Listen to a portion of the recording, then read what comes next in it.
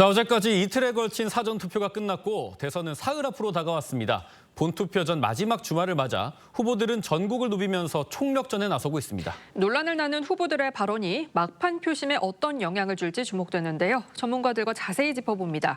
강전의 국민의힘 대변인, 김진욱 민주당 중앙선대위 대변인, 임승호 개혁신당 대변인 나오셨습니다. 안녕하십니까? 안녕하세요. 반갑습니다.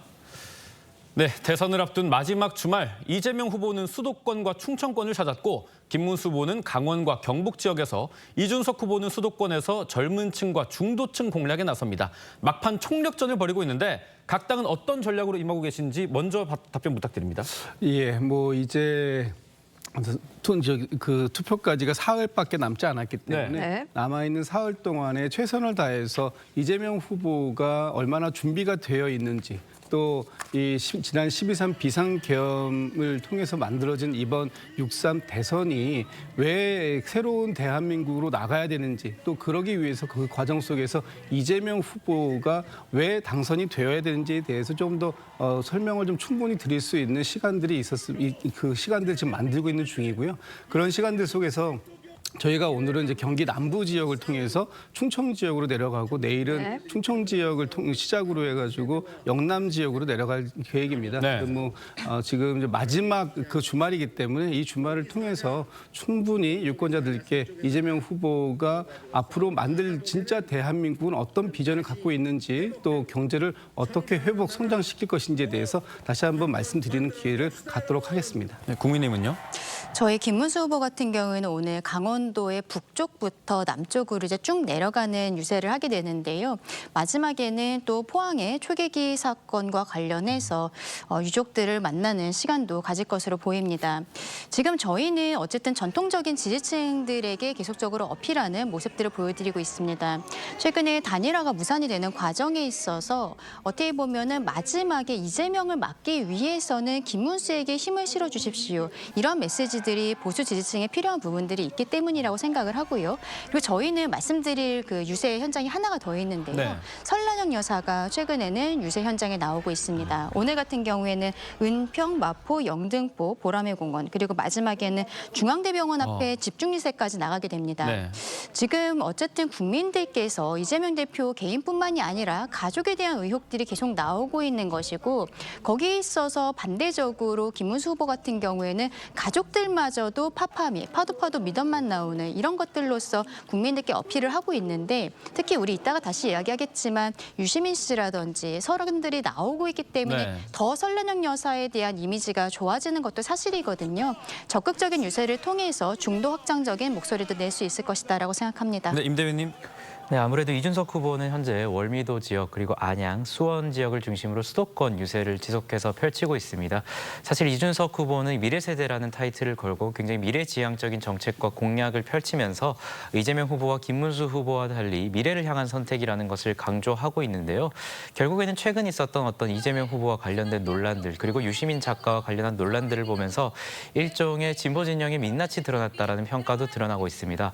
이러한 상황에서 결국에는 그런 민낯이 드러난 진보 진영을 막을 사람은 김문수 후보가 아니라 이준석 후보, 이재명 후보를 대선과 지선에서 이미 막아본 경험이 있는 이준석 후보라는 것을 강조하고 있고요. 또 수도권과 청년 그리고 중도층을 중심으로 이준석 후보의 지지세가 굉장히 확산되고 있다고 저희는 평가하고 있기 때문에 이런 어떤 지역을 계속적으로 방문하고 또 청년층과의 교감을 지속적으로 확대해 나가면서 결국에는 이재명 후보를 막을 사람은 미래 세대인 이준석 후보밖에 없다라는 것을 강조하고 있습니다. 네, 후보들과 해당 진영 인사들의 발언이 막판 표심의 변수로 부상하고 있는데요. 어제 이재명 후보는 내란에 대해 책임이 있다면 처벌해야 한다고 말했습니다. 들어보시죠.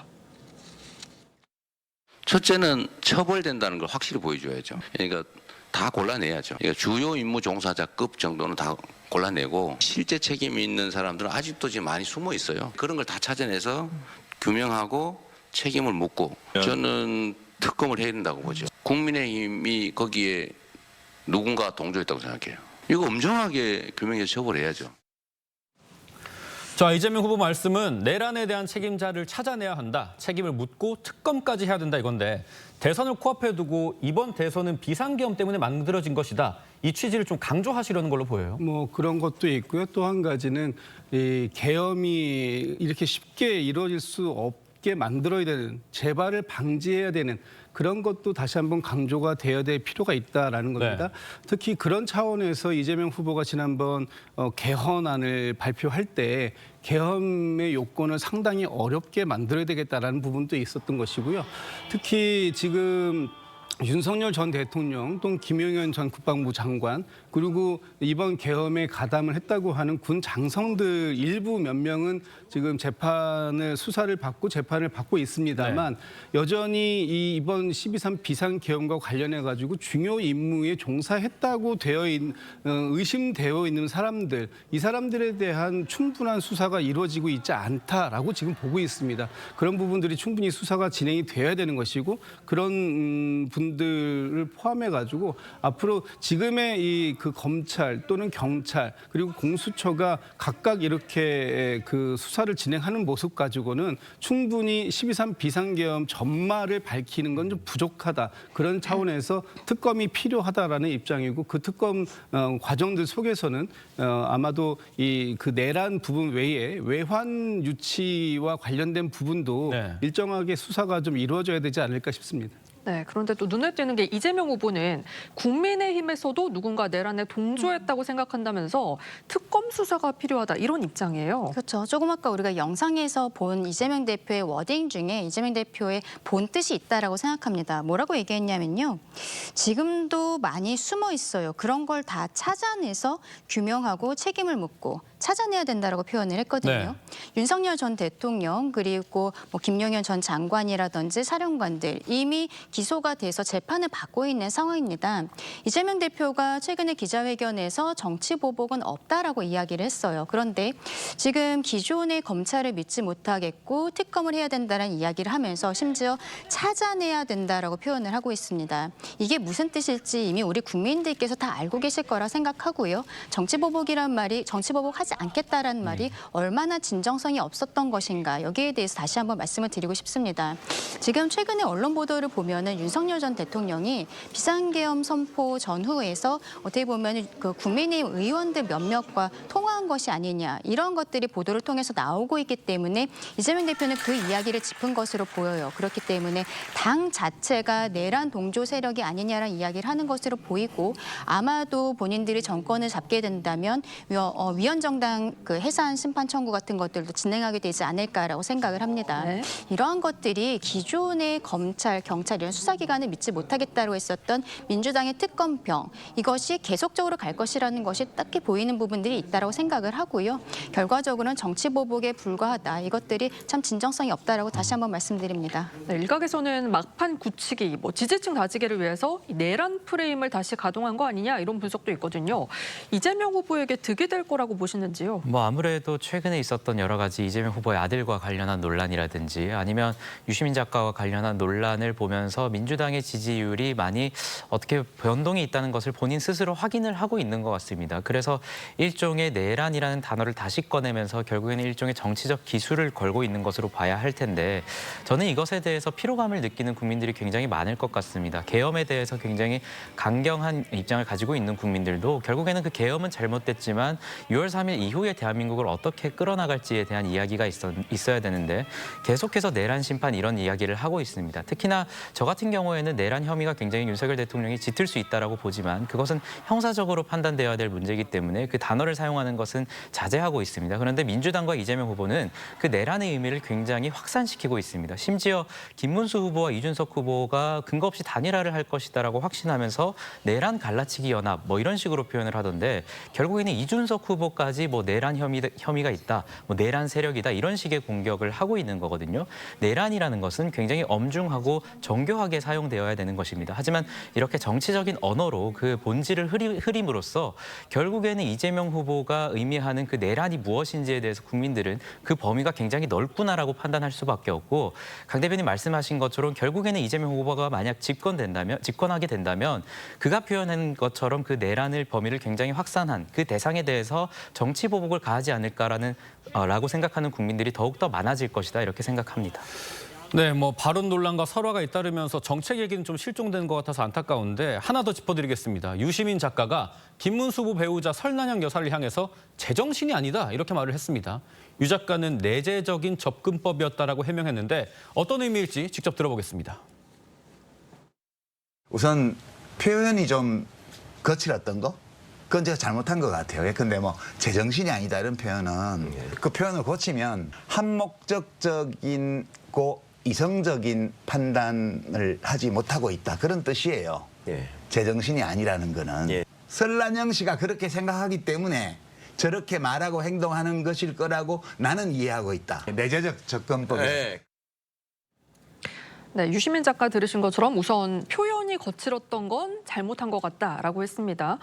그런데 유 작가는 설난영 씨가 어떻게 생각하는지 알고 그 생각이 어떤 말과 행동으로 이어지는지 이해하고 있다. 내재적인 접근법이다라고 강조를 했거든요. 이거 어떻게 해석해야 됩니까? 저는 유시민 작가가 그냥 본인의 표현이 상당히 거칠었다. 이 부분에 대해서 죄송하게 생각한다.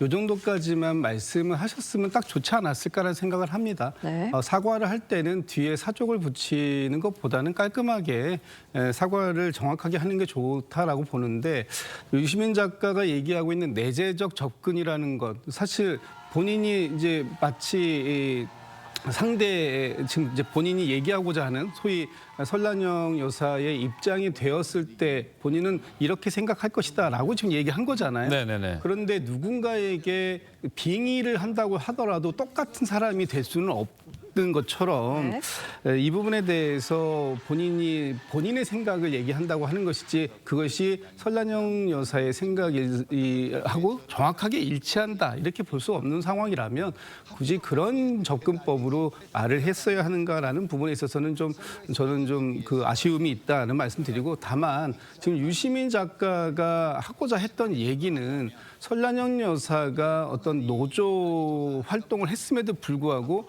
노조를 폄훼하는 것 같은 그런 비유를 들어서 얘기했던 것을 비판적으로 얘기하는 과정들 속에서 나왔다는 점도 또 한번 같이 이해를 해볼 필요는 있겠다라는 생각이 듭니다. 표현하고자 하는 바를 말하는 데서 좀 조심스러워야 했다라는 비판은 하시는 것 같아요. 그렇습니다. 임승호 대변인님 좀 어떻게 보셨는지 궁금합니다. 저는 언제부터 유시민 작가의 직업이라는 것이 심리분석가로 변모하셨는지 좀 묻고 싶습니다. 심지어 심리분석가나 정신과 전문의 같은 경우에도 방송이나 공개적인 장소에 대해서 어떤 사람에 대해서 그 정신을 분석하고 공표하는 것은 굉장히 신중하고 사실상 금지된 영역이거든요. 하지만 저 사과를 빙자해서 또다시 설난영 여사와 김문수 후보에게 상처가 될 수 있는 발언들을 하고 있어요.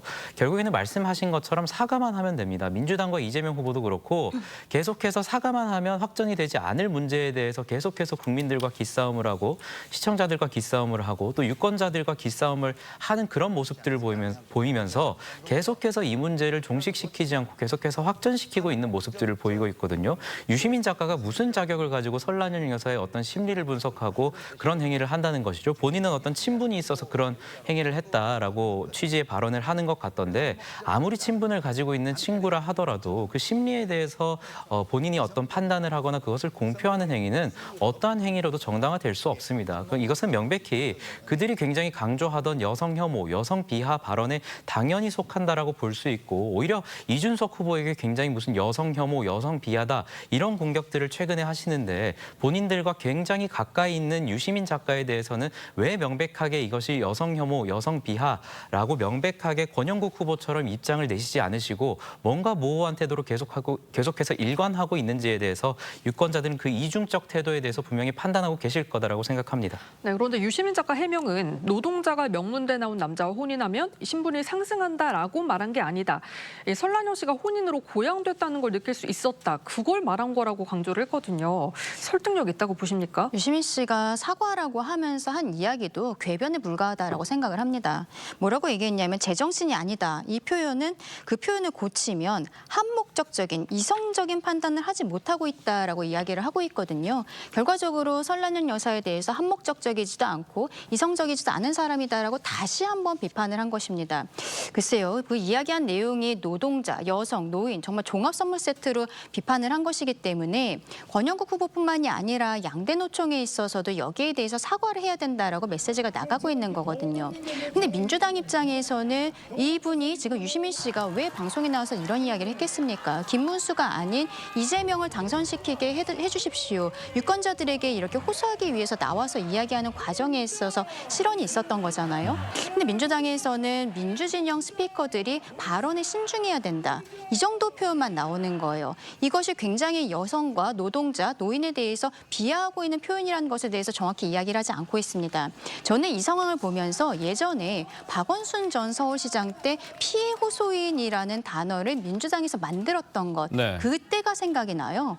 본인들은 진보 진영이라고 계속적으로 인권에 대해서, 소수자 인권에 대해서 어떤 더 보호하고 있는 것처럼 이야기는 하고 그런 이미지와 프레임을 만들고 있습니다만 이러한 단어에 대해서는 아무런 표현도 하지 못하고 있는 이 상황이 지금 민주당의 민낯이다라고 말씀드리고 싶습니다. 뭐 위선을 지적해 주셨는데 말씀하신 것처럼 보수와 진보 진영 막론하고 비판이 나오고 있습니다. 윤희숙 국민의힘 여의도 연구원장은요. 유시민 이사장에게 필기 노트를 빌려주면서까지 대학을 졸업할 수 있게 도왔는데 이렇게 후회된 적이 없다 이렇게 말을 했고 두 분 언급해 주신 것처럼 권영국 민주노동당 후보도 여성을 주체성 없는 존재로 상정하고 조롱하는 것이다라고 비판을 했습니다. 당사자인 김문수 후보는요. 김문수가 설난영이고 설난영이 김문수다 이렇게 반박을 하면서 우리 아내가 자랑스럽다. 유세 도중에 울먹이기도 했습니다. 직접 보시죠. 제 수발도 들고 먹고 살고 애 키우면서 이렇게 어렵게 해가지고 오늘의 제가 있는 겁니다. 이런 제 아내가 뭐 잘못한 거 있습니까, 여러분? 그는 저는 제 아내가 너무 사랑스럽고 너무 자랑스럽고 저는 제 아내와 제 딸을 생각하면은 너무 죄송하고. 네, 보신 것처럼 아내가 자랑스럽다라고 적힌 티셔츠를 보여주기도 했고요. 김문수 후보 눈물을 보이면서 말을 잇지 못하기도 했습니다. 어떻게 보셨나요? 그렇죠. 김문수 후보 같은 경우에는 과거에 뭐 경선 과정에서부터 그 설난영 여사를 여자친구라고 소개를 하면서 경선에서 결과적으로 승리했을 때도 단상 위에 오르도록 하고 그리고 항상 함께 다니는 모습들, 사이가 좋은 모습들을 보여왔습니다. 그런데 본인이 대선 후보가 되었다는 이유로 설난영 여사가 이렇게 모욕적인 표현들을 받는 것에 있어서 굉장히 좌절하고 이런 감정적인 표현들이 있었을 것이라고 생각을 해요.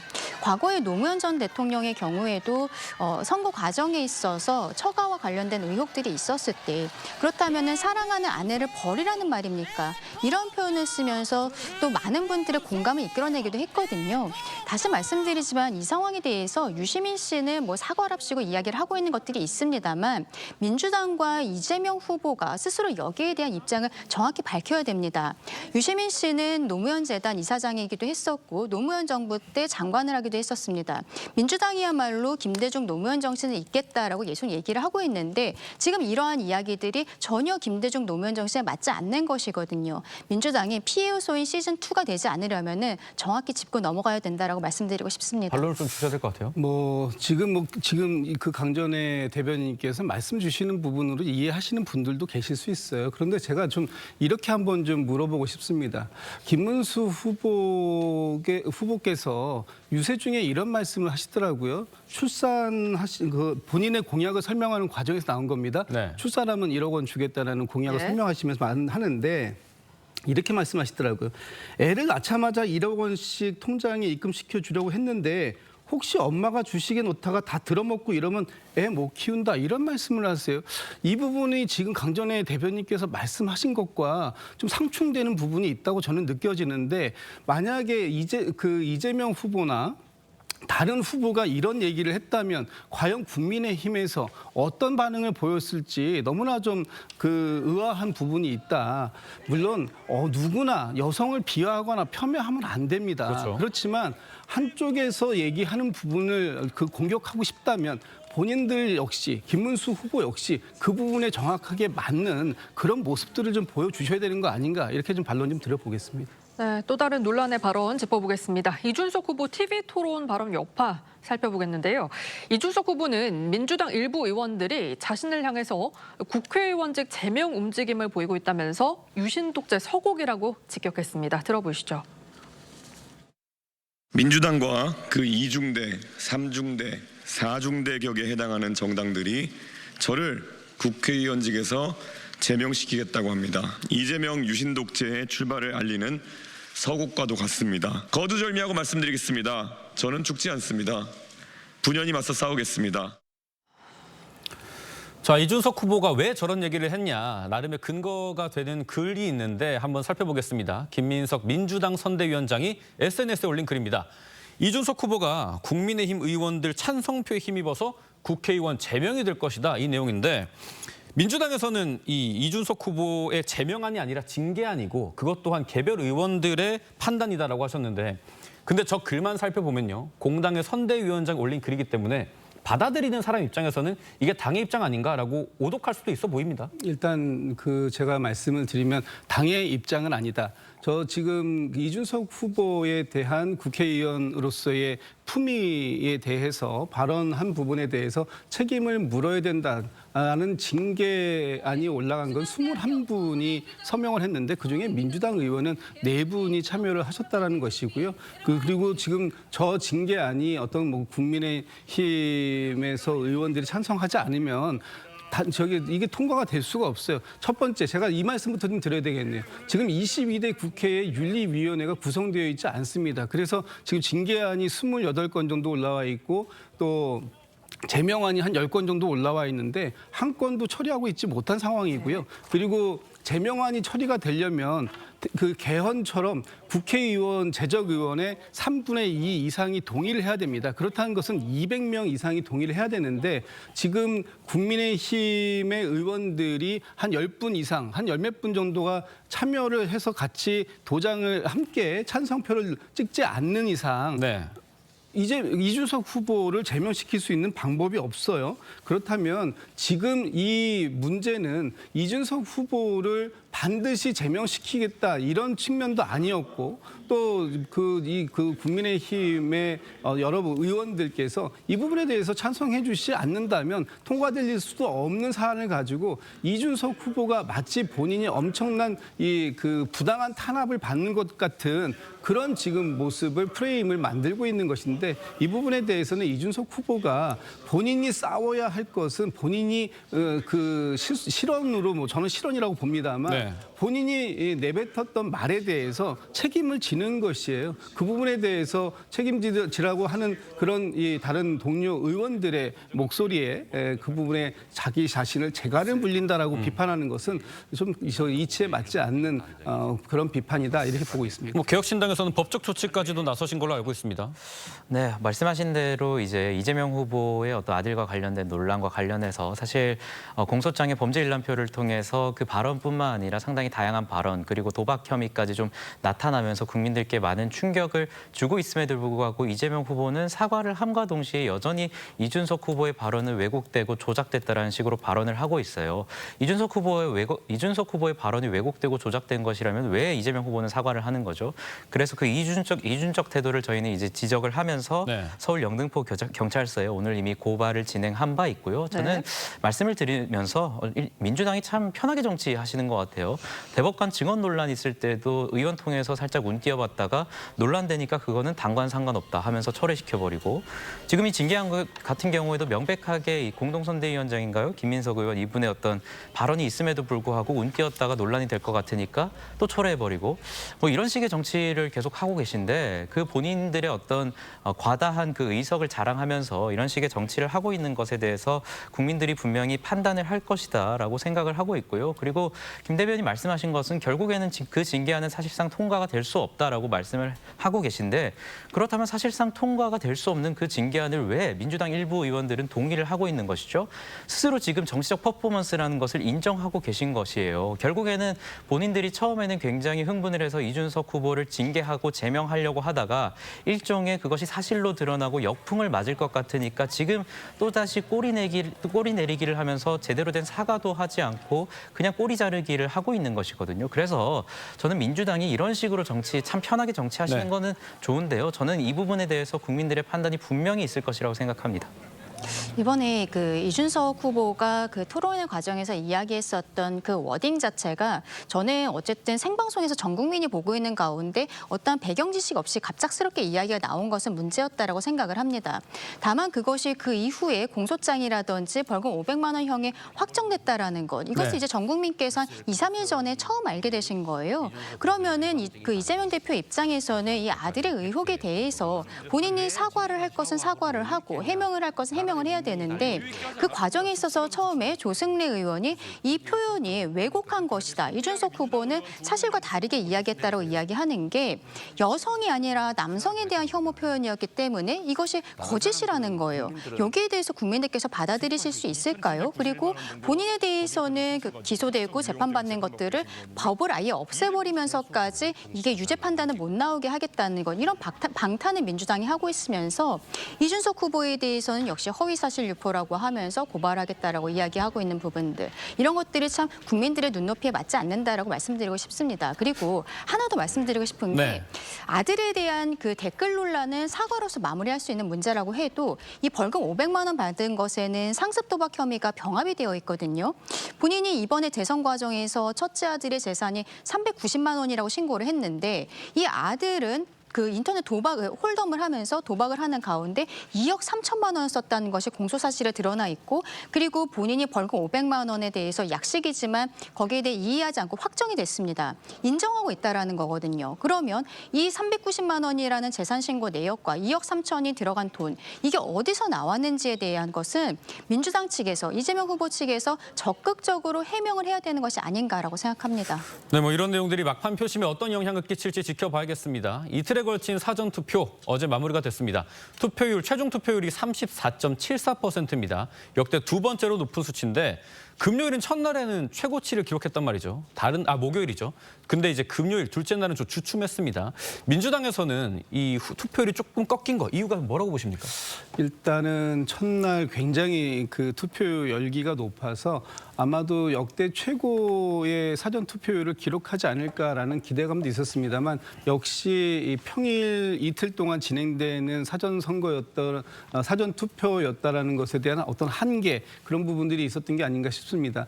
예년의 경우에 다른 지난 대선회 같은 경우에는 이제 금, 토 이틀이 진행이 됐기 때문에 그중에 하루가 공휴일이었지 않습니까? 그런데 이번 같은 경우에는 이틀 모두가 평일에 진행되었기 때문에 네. 아무래도 이제 그 평일 오후라는 그런 한계, 어제 낮부터 좀 꺾였는데, 그렇다 하더라도 사실 전 작은 투표는 아니라고 봅니다. 네. 34%라면 지난번 윤석열 전 대통령의 대선에서 36% 정도 나왔기 때문에 네. 불과 거기에 한 1, 2% 정도 부족한 그런 상황이기 때문에 평일에 한 것은 치고는 상당히 높았다. 그만큼 이번 대선에 참여해야 되겠다라고 생각하시는 유권자들의 열기가 상당히 높다라는 것이고요. 특히 일부 지역 같은 경우에는 한 55%가 넘는 지역도 있었고, 또 대구 같은 경우에는 한 24, 5% 정도로 네. 상당히 낮은 지역도 있었는데, 이것이 이제 6월 3일 앞으로 다가온 그 본투표에서 어떻게 마지막까지 이 투표가 진행이 될지, 그런 부분들에 대해서는 좀 더 지켜볼 필요는 있겠다라는 생각이 듭니다. 네, 국민의힘에서는 어떻게 전망하시나요? 조금 아까 이제 표로 보여주셨는데 대구 같은 경우에는 호남 지역에 비해서 반 정도밖에 되지 않는 25% 정도만 사전 투표를 하신 것으로 보입니다. 근데 여기에 대해서는 뭐 보수층의 김문수 후보에게 실망하셔서 투표장으로 나오지 않는 것이 아니냐라고 민주당 측에서는 이야기하고 있는 것으로 보이는데, 저희는 전혀 그렇게 생각하지 않고 그동안에도 사전 투표율이 이 지역에 많이 좀 낮았던 것도 사실입니다. 그리고 이번에도 역시 선관위가 선거 관리를 제대로 하고 있는지 굉장히 의문이 드는 부분들이 있는 네. 거죠.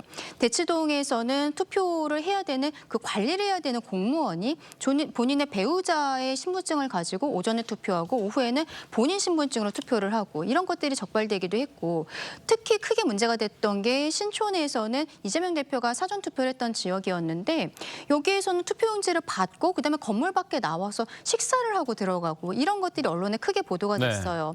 지금 지금 뭐 부정투표에 대한 이야기를 하려는 것이 아닙니다. 선거 관리 자체가 너무 어렵다라는 것이고 선관위가 이러한 선거에 대해서 제대로 공정하게 관리를 하는지 그동안에 뭐 직원들에 대한 가족 채용 의혹 그리고 근무 태만 의혹들 이런 것들이 계속적으로 제기가 됐었는데 이번에도 선관위가 이런 형태로 하고 있기 때문에 안 그래도 사전투표가 원래 많지 않은 지역에서 이번에 더 낮게 나온 것이 아닌가 생각을 하고요.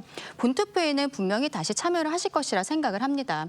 여기에 있어서 본투표까지 가면 저는 개인적으로는 지난 대선과 비슷한 투표율이 되지 않을까 생각하는데 민주당 측을 지지하시는 분들 있겠습니다만 이번에 윤석열 전 대통령의 파면 결정 안에서 민주당의 전행에 대해서도 분명히 짚은 부분이 있고 민주당은 사과 메시지가 없는 것을 넘어서서 계속적으로 강성적인 모습들을 보이기 때문에 국민들께서 우려하시는 분들이 많거든요. 그런 분들의 표심도 집결이 될 것이라 생각합니다. 임승훈 대변인 의견도 좀 여쭙겠습니다. 뭐 아무래도 말씀하신 것처럼 어떤 부실 선거 논란이라든지 그런 것들에 대해서는 충분한 어떤 대선 이후에도 그것을 정정하고 원인 분석하는 그 과정이 있어야 된다라고 생각을 하고요. 뭐 말씀하신 것처럼 이번 사전 투표는 평일간에 진행됐기 때문에 첫 번째 날에 상당히 투표율이 높았던 것은 투표 의지가 굉장히 높은 분들이 두 날 중 첫째 날에 많이 나오셨다라고 분석해야 될 것 같고요. 결국에는 본투표에서 좀 많은 투표가 이루어지지 않을까라고 생각을 합니다. 그래서 결국에는 이제 본투표 때는 말씀하신 것처럼 지난 대선과 유사한 수준 또는 그 수준보다 조금 높은 투표율을 기록하지 않을까 그렇게 분석하고 있습니다. 네, 지금까지 정치권 쟁점 짚어봤습니다. 세 분 말씀 여기까지 듣겠습니다. 감사합니다. 감사합니다.